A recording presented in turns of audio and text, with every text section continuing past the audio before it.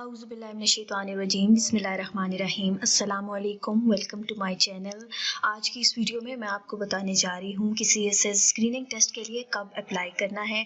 बहुत सारे students daily basis पर एक ही सवाल पूछते हैं कि सीएसएस स्क्रीनिंग टेस्ट के लिए अप्लाई कब करना है, कौन सी डेट है, इस तरह से अप्लाई करना है।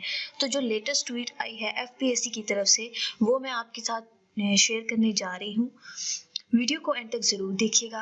अगर आपने चैनल को सब्सक्राइब नहीं किया तो सब्सक्राइब कर दें और साथ में मौजूद बेल बटन को प्रेस कर दें ताकि जब भी कोई नई अपडेट आए तो आप तक सबसे पहले पहुंच सके। Let's move towards today's update. FPSC की तरफ से जो लेटेस्ट अपडेट आई है वो यहाँ आपके सामने है।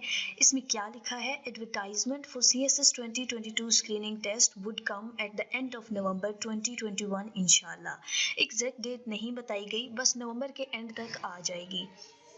इस बारे में परेशान होने की ज़रूरत नहीं है कि कब आएगी, किस तरह से अप्लाई करना है। जैसे ही कोई एग्जैक्ट डेट आती है तो मैं इंशाल्लाह डिटेल्ड वीडियो आपके साथ शेयर करूँगी।